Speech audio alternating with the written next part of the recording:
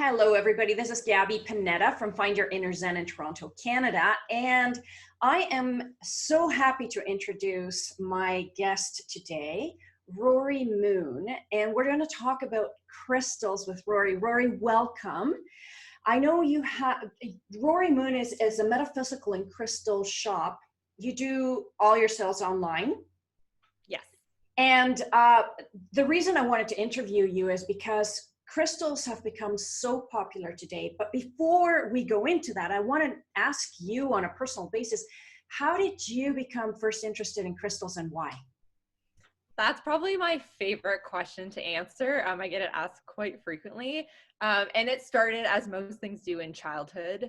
So I was always drawn to crystals and rocks, and I had my little rock collection and my pet rock, and it just kind of steamrolled from there. I got my first little box. I remember it so vividly, these little boxes, little compartments, and there was like maybe 9 different minerals, because they didn't call them crystals, they were minerals. Right. And Yeah. their little names, and and then it kind of evolved from there. I started learning about the energies as I got older. I started seeing them in jewelry pieces, and that inspired me to create my Mala intention bracelets, which is where Rorey Moon kind of began.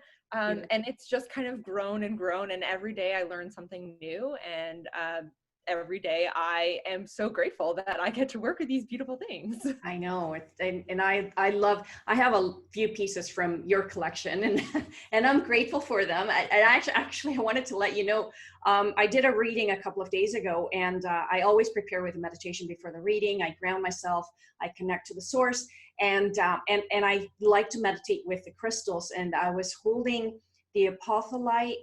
Was it the apatholite and the quartz crystal, and they were so charged. And the citrine tower that you gave me, I was blown away. I didn't want to let it go. I'm thinking, now I want more of this. So before I digress, I'm going to get on to the questions that I really want to ask you for our audience. I see this question being asked a lot in empath groups. And I'm just starting to work with crystals. Which crystal would be the best for me as an empath? And this is something that I've noticed.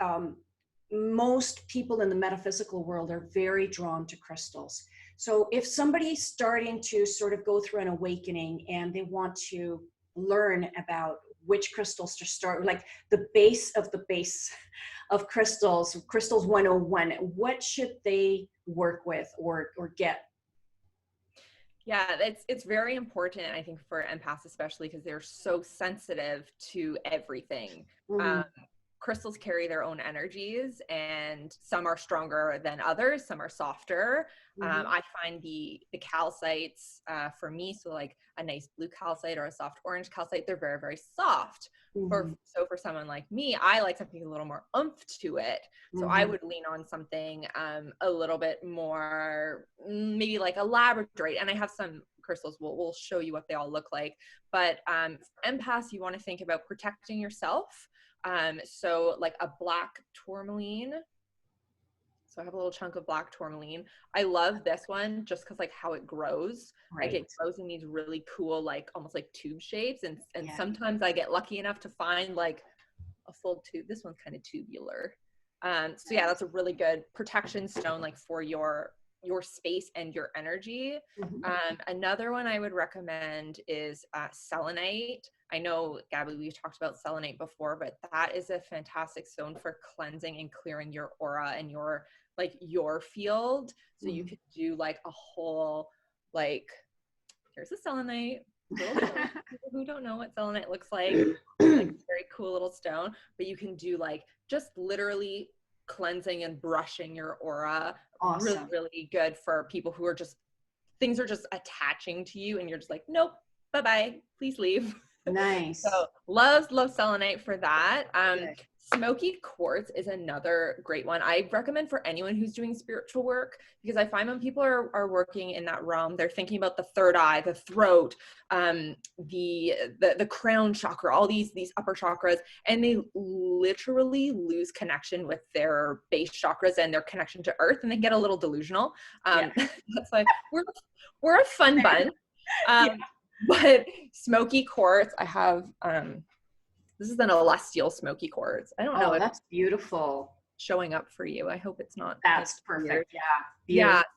So this is an celestial Smoky Quartz. I work with celestial and like regular Smoky Quartz as well. But that is my spiritual grounding stone that like I lean on, and I always recommend. I'm like, if you're doing spiritual work and you're asking me for all these like high chakra activation crystals, I'm like, I think you need some Smoky Quartz in there. You gotta have a deep, dark grounding stone as well. It's very Right. That's awesome. And by the way, I'll be contacting you about that particular cluster because I loved it. here for you.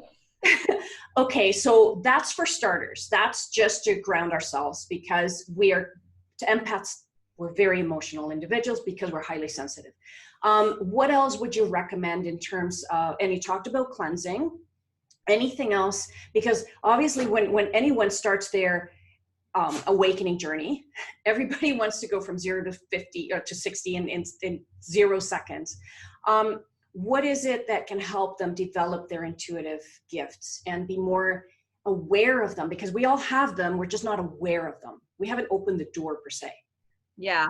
And you're so right. That's where people start. They like open the floodgates. So those are going to be crystals that are activating your third eye, your crown. And if you are talking like spiritual communication, then the throat chakra does come into that. Mm-hmm. The heart chakra is really important for the empaths as well. If other people's heart chakra blockages have clung on to them. Mm-hmm. So we'll do like the kind of intuition stones. My favorite is Labradorite. I feel like I talk about this nonstop. Yes. That's the one I was using actually. It wasn't apophyllite, it was Labradorite, and it was incredible. I love that one. They have just like, they're so beautiful. Like I wish I could capture the flashes much better in this light. Yeah, but there's like blue and gold flashes. And this is a stone of transition. Okay. So if someone is kind of moving into their spiritual self, and like that is a transition, even if someone's like changing jobs, like, you know, there's lots of uses for the Labradorite, but this is one of my favorite intuition. Yeah, I love the colors in it because it reminds me of looking up into the universe. Yes. And like, anyways, I get distracted when I look at them, so we got to pick them up and put them down. The other stone, this is actually one of the first stones that I started working with. I put that in quotes because I didn't know what I was doing when I first discovered amethyst. But this is your amethyst. So this is a purple stone. It comes in different shades. It can be deeper, lighter, more pastel. But quartz base are very, they're amplifiers. So your clear quartz, your rose quartz, amethyst, citrine, smoky quartz. Sorry if I'm saying names that people aren't familiar with. I feel like the quartzes are very like well known, so I have crystals for all of them if we want to see them. But amethyst, because it's a purple stone, I connect that to the third eye chakra, which is connected to your intuition and opening up that whole realm. So crystal, amethyst is a really nice crystal for that I love. Awesome. It's also super healing crystal. Sorry? It's also super healing crystal. Yeah, amethyst is like your stress crystal. It's your calm crystal. It's your, I've actually started referring to it as the crystal to help manage overindulgence, because it's actually been known, there's this whole mythological story behind it about it being the stone of sobriety. So that's maybe a story for another day, but I've kind of rounded it off and I use it for like any kind of overindulgence. So even like, you know, too much gossip or too much screen time, or anything like that. So it's fun. Okay. So and if anybody has any questions, we'll give you the contact information to contact Rorey Moon, because there's so much to know about crystals, but these are great starters just so you get grounded, so you deal with the emotional upheaval that happens during an awakening. And now we're going to get into a little bit higher level of what are the basic crystals for the chakras, because there's so many of them, and how do we choose which crystal to use for each chakra? Is it like a color thing? Is it a specific crystal thing? Because I know that you can have sometimes the same color, but the crystals don't necessarily have the same effect.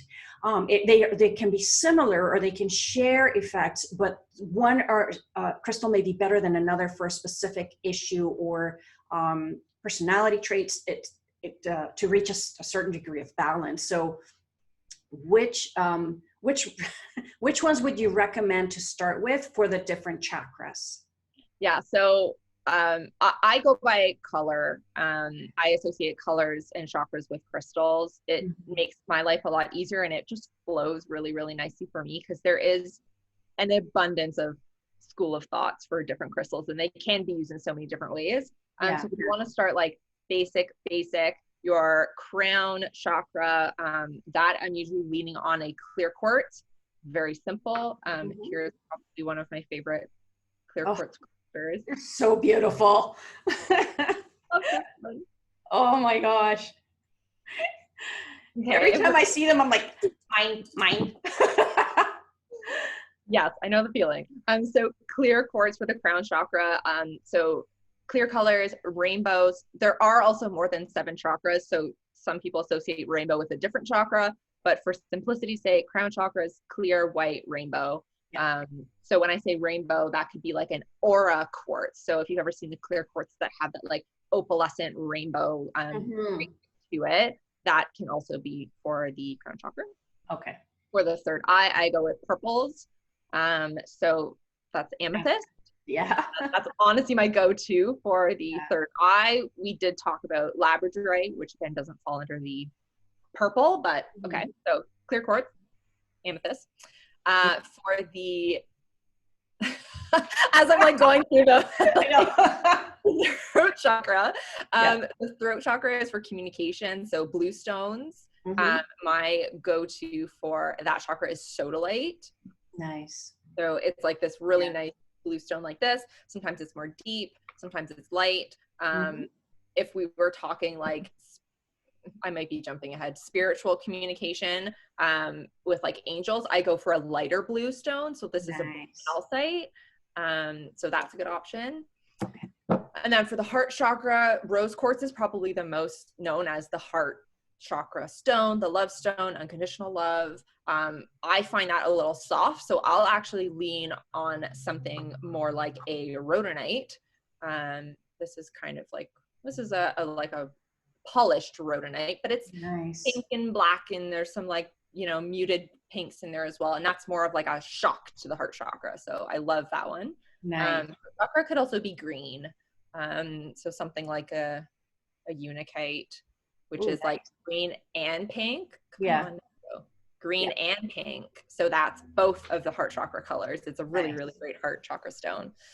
Okay, heart, and then the solar plexus. For the solar plexus chakra, I go with Yellowstone. Citrine has been my go-to for that, because the solar plexus for me is where joy lives. It's connected to the energy of the sun, which in my professional opinion is citrine.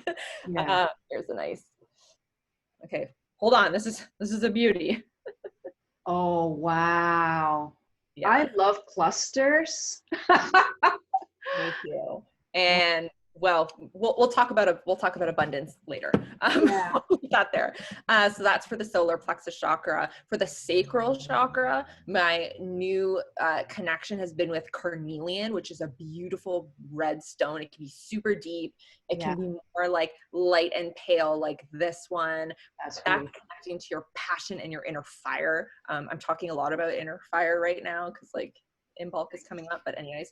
And then your last one's your root chakra. So that's your browns, your blacks. The black tourmaline is a great one that I use. The smoky quartz, as I mentioned earlier, those are like my root chakra go-to crystals right now. Awesome. Now, how do you recommend that we use crystals? What are the ways that we can make crystals work for us? There's a couple of different ways to use crystals. Meditation by far has been the most enlightening with my experience. I hold it in my left hand to receive. That way I'm receiving the energies and any information that's coming from it. If you were working with someone, potentially you'd want to meditate with it on your right hand, so you are sending the energy out. It just depends how you're working. The other way is turning myself into a grid. So I will lay down and just place crystals all over me. Especially the heart chakra ones feel the best because, like, first of all, crystals are cold, like, by nature, so they feel like really nice physically. And then, like, you have to try it. Just lay down, take a really nice, like, flat, smooth crystal, put it on your forehead, put it on your chest, put it on your stomach, like wherever you're feeling like there's blockage. And it's just, you can meditate like that. You can just lay there and read a book, whatever you feel. Or of course we can wear them. So you can wear them as jewelry, necklaces, and that just keeps the energies with you in your day-to-day without you having to be in a meditative state. And they will still be working for you, which is always nice. So when you talked about malice and your mala bracelets, would you want to have one with all the same stones, or can you combine stones? Yeah, that's a great question. I would recommend, if you're starting off, start with one stone.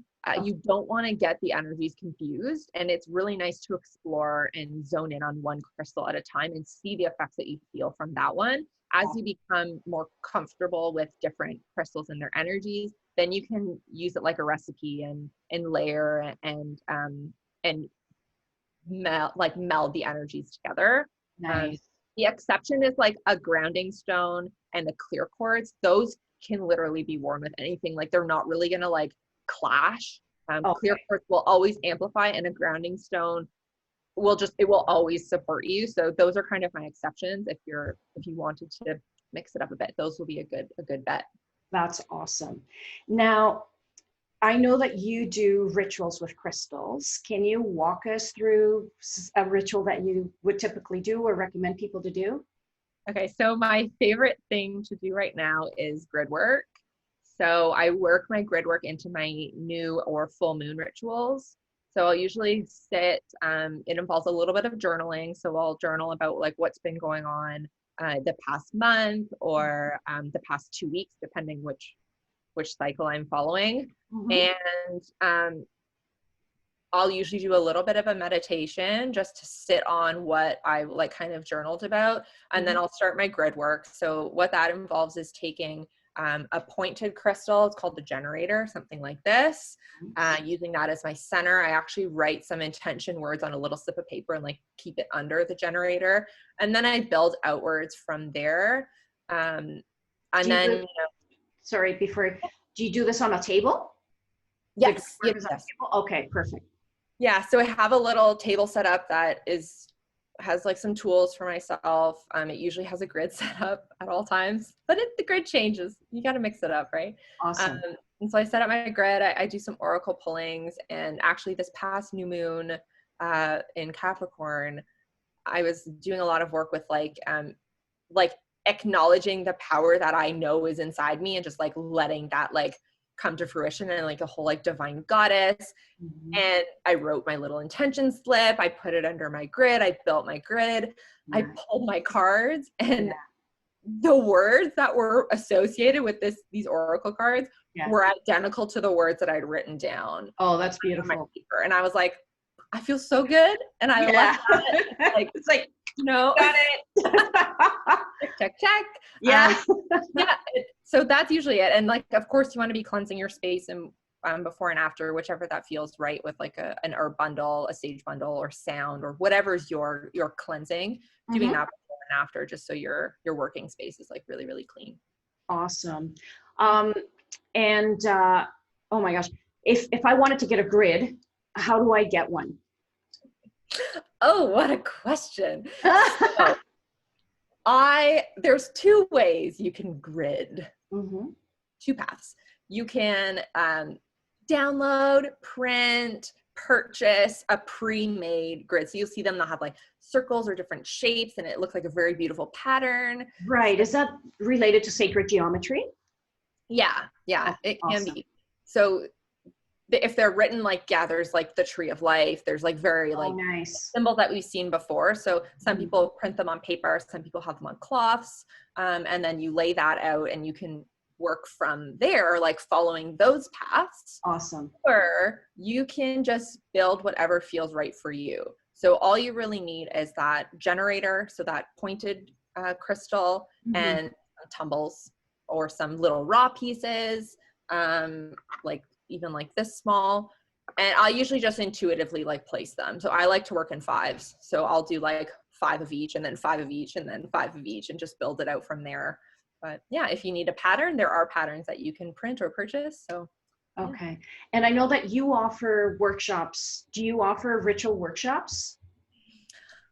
They are coming. So I have my whole like Instagram page is, I try and put a lot of information on there in general, like through like live, like Instagram TVs and stuff.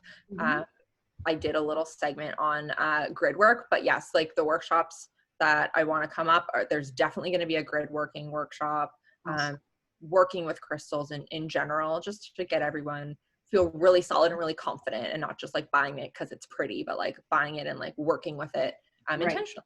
Awesome. And I know that you have live sales. How often do you have live sales?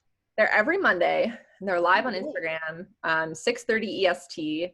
If anything comes up and I can't make that time, knock on wood, I do announce it. So if you don't hear from me, it's definitely happening. Okay. And I thought I'd ask you some questions with regards to the questions that I get when I'm doing readings as a psychic medium. The typical questions have to do with love, career, health, and overall. So which crystals, and I know you talked a little bit about pink quartz, but which crystals would you recommend using for developing self-love, especially for empaths? My self-love stone is actually sodalite. So this has been my go-to for self-love because, as we talked about, it is associated with the throat chakra, but it's empowering you to speak your truth and communicate in a way that makes you feel heard. And so this has just been my self-love stone. So not a heart chakra stone, but awesome.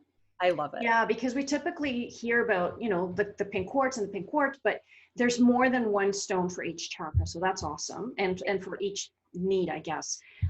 If I wanted to attract a romantic partner into my life as an empath, which stone would you recommend working with? I would lean more on the heart chakra stones again. Okay. Rose quartz, rhodonite. Again, that's the shock to the heart chakra. It's much more much stronger than a rose quartz. Okay. I would also look at your root chakra and your sense of security, because if you don't feel secure, you're not going to be able to attract a secure partner. So I would look at like the root chakra. So your smoky quartz, your black tourmalines, your black and browns again. That's awesome. And what about using crystals for manifesting abundance and money into our lives? Okay. 3 stones. Okay. Oh, yes. Pyrite. My heart started beating so like it's just like boom, boom. It's stunning. Like, okay, please. Pyrite. So this is like a pyrite cube. It comes in like clusters and stuff, but I like the little cubes. Okay. Now watch this. Citrine, which is an amplifier because it's a clear quartz. Pyrite, which is your money stone, your like fool's gold, but it's your money and your attractor stone. Right. And you put it on the citrine cluster. Oh, wow. Now the citrine is amplifying exactly the pyrite. That's is like awesome. My favorite little, I have a mini one back there, but yeah, like a nice one. And also green aventurine. I think we talked about green aventurine. Put Amazon. Yeah. Yeah. Green aventurine is like your stone of prosperity and luck. I have a tumbled here. I don't have a raw one within arm's reach. Mm-hmm. But that's it. It can be green, like green or lighter as well. Mm-hmm.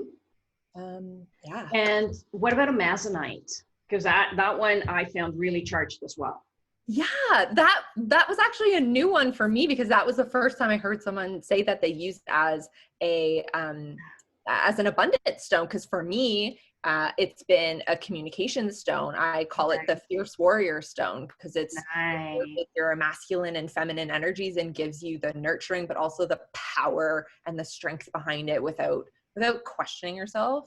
Right. So that was very interesting, that conversation. But I love that. Yes. And I don't know, because when you go to crystal shows, or when we went to crystal shows in the past, it was, they say that the crystal calls you. So I would grab a crystal and I feel it. And because I'm very sensitive, obviously I get a lot of information from them.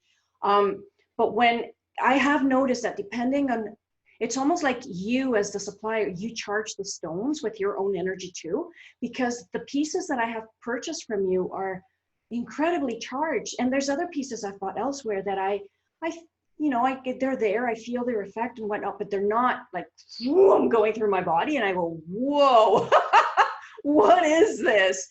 And I do think, I know even from the work that I do with people, your own energy goes into everything that you do, and the products you sell.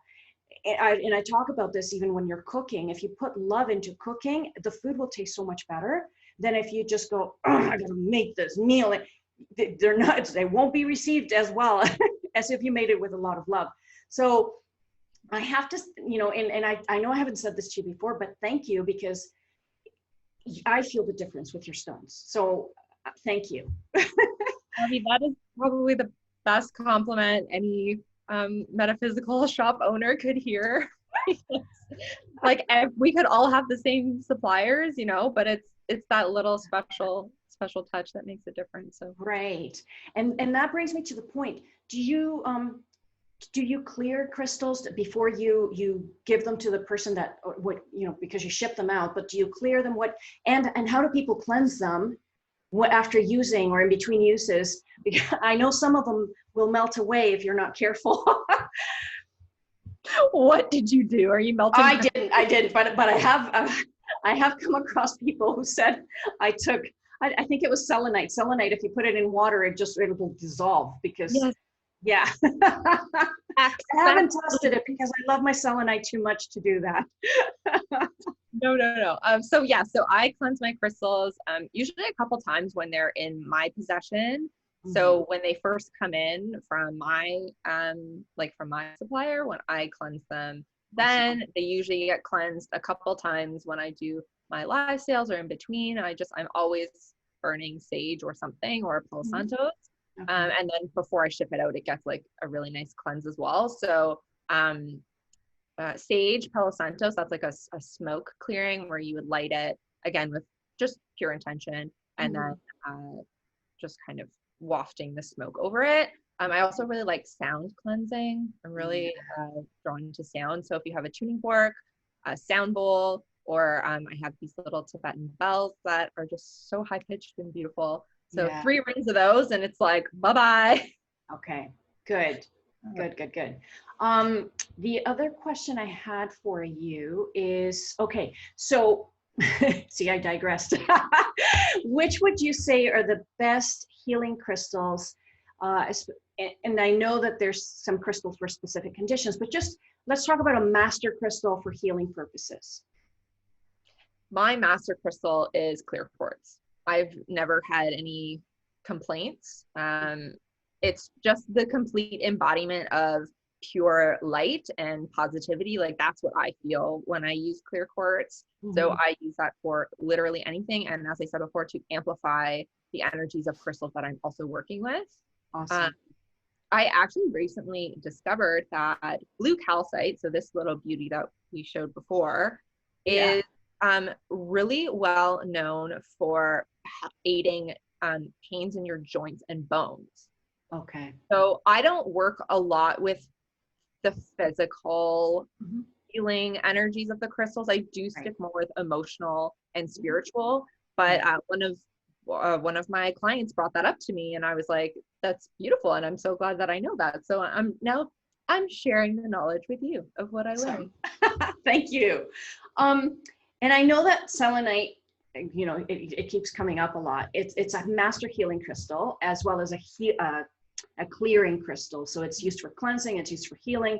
but it also facilitates communication with spirit. So which other crystals would be used to open our communication with our guides and increasing our intuitive abilities, aside from the one that we just talked about, well, the third eye chakra, but just in general for communicating with our guides? Yeah, that would be a light blue stone. Oh my gosh, I almost said selenite. Celestite. Oh, I only have a tumbled, but they come, well, this is a tumbled, so it's hard when it's tumbled. They all kind of look the same, but celestite is a blue, like pointed, like cluster style crystal as well. It is so beautiful. I just sold my last piece, so I don't have a little cluster to show, but I love that stone for communication with like angels and guides, as well as something like an aura quartz. So that is quartz with like a gold titanium treatment. So that like kind of rainbowy, mystical, like unicorn feel, that just opens up like realms. So those would be probably my your go-to. Awesome. And this is a really important one because, well, before I go on to this one, I'm going to ask you, you've shown us some tumbled stones and polished and clusters, and I know there's raw versions. You showed the points, you showed there's towers. What's the difference between them, and which are better? Is there something better, or is it just a matter of what you like? Honestly, a little bit of both. So I prefer raw crystals. I prefer, if this is how they come out of the ground, this is what I want. Love clusters. Right? So let's break it down. So tumbled stones have been touched by a human, a machine. They've been in a grinder, in a tumbler. They've been shaped.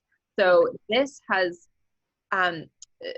touch the energy as well and change the energy, not in a bad way. Like these aren't like bad crystals or fake crystals or anything like that, but they're softer. Think of it as like the energy has now been polished and smooth, and it's just diffused and it's light. Okay. That's how I look at tumbles. Okay. Same with something that's like shapes, like where it's been like kind of polished, just diffused, very, very soft. Your raw crystals, untouched, it came out of the ground like that. That is going to be your purest form, like earth to hand energy. That explains why I'm so drawn to that type of crystal. Yeah. Exactly. I like rawness in general. And I started calling some of my crystals like dirty. I'm like, the dirtier the better. Because I'm like, you know what, if there's still even some dirt on there, then I know it's been touched by even less hands, and that's okay with me. Right. Yeah, that's awesome. And when I had made that connection, it's almost like processed foods as well. Exactly. When you eat as natural as possible, you're getting the purity of Mother Earth into you. Whereas, total sense. Right. Awesome. And then when you get into shapes, so there are generators points. So this has clearly been shaped and polished to make a point. There are also like raw points, like this is a clear quartz. So this came out of the ground as a point.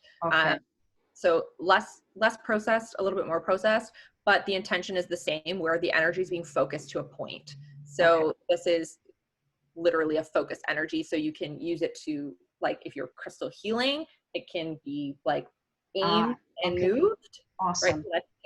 If you have a clear quartz point at home, I highly recommend doing this. It feels really, really nice. Yeah. So that would be the point. So focused.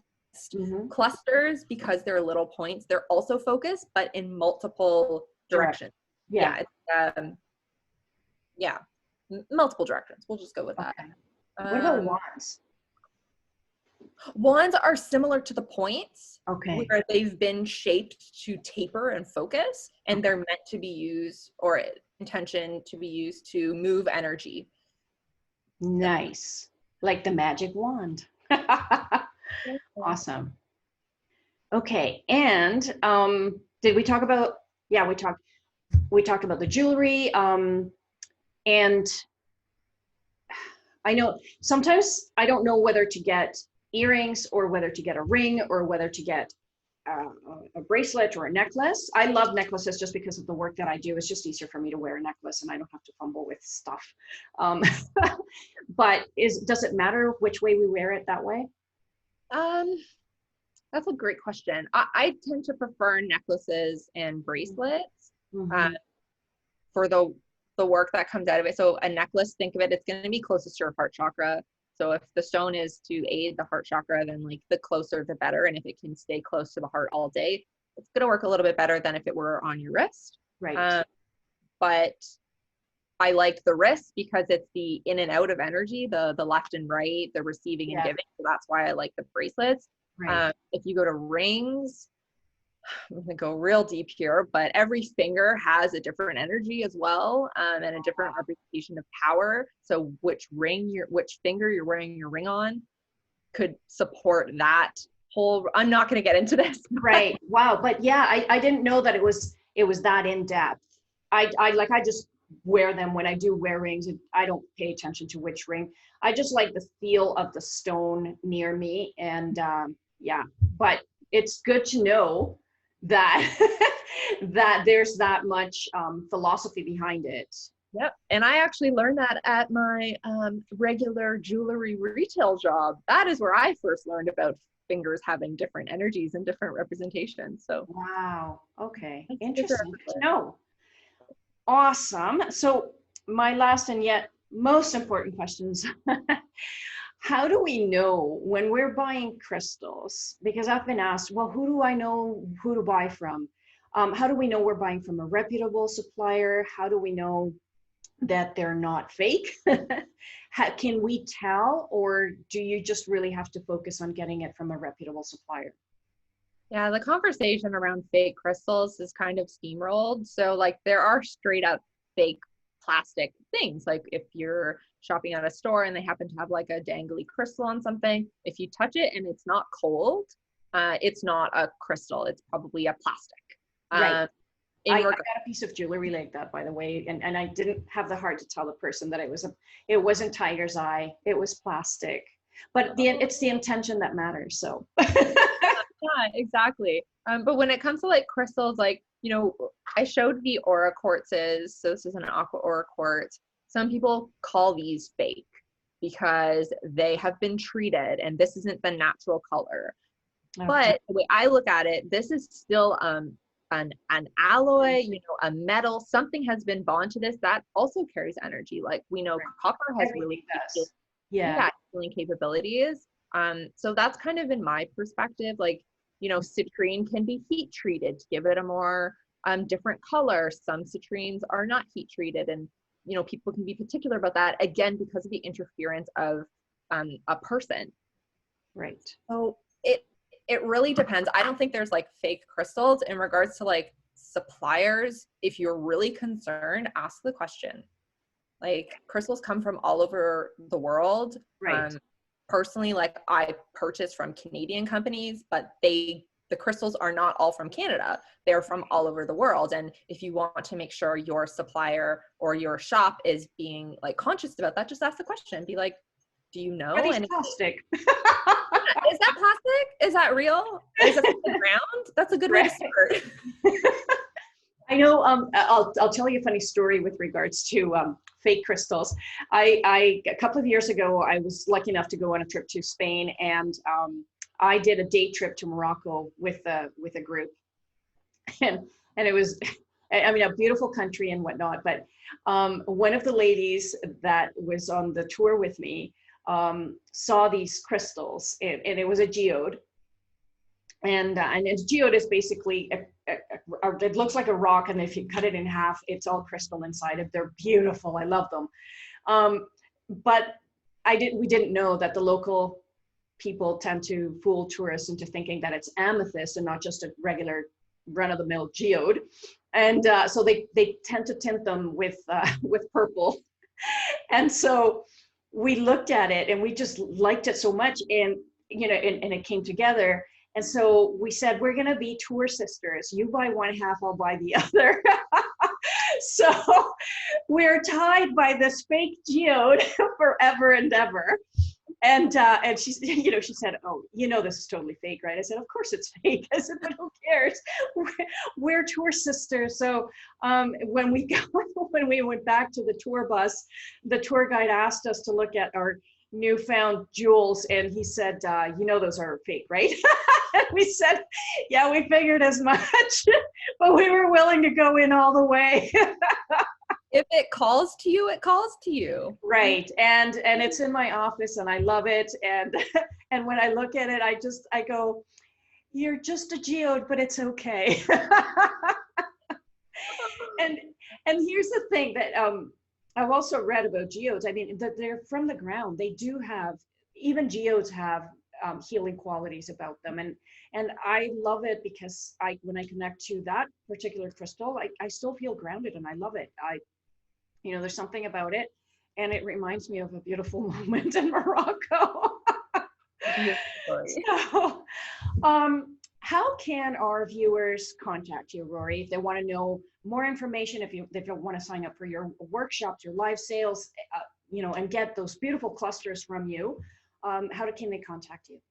Yeah, so you can find me on Instagram. So it's at Rorey Moon. So it's Rorey Moon. So it's my Instagram where all my live sales are. And then you can find me on my website, which is roreymoon.com. You can see, I have a small shop up there just of kind of like retired items or like last chance items that aren't on my tables. Mm-hmm. And yeah, you can find out about workshops there and send me an email through my website or at roreymoon@gmail.com. Awesome. Thank you so much for your time. It's been such a wonderful experience to talk to you and learn more about crystals. And I'm sure if anyone is interested, please go ahead and contact Rorey Moon. And we look forward to speaking to you in the future about other information that we can learn from you. I can't wait. Have fun. Have a wonderful day. And thanks again. Bye, Rorey.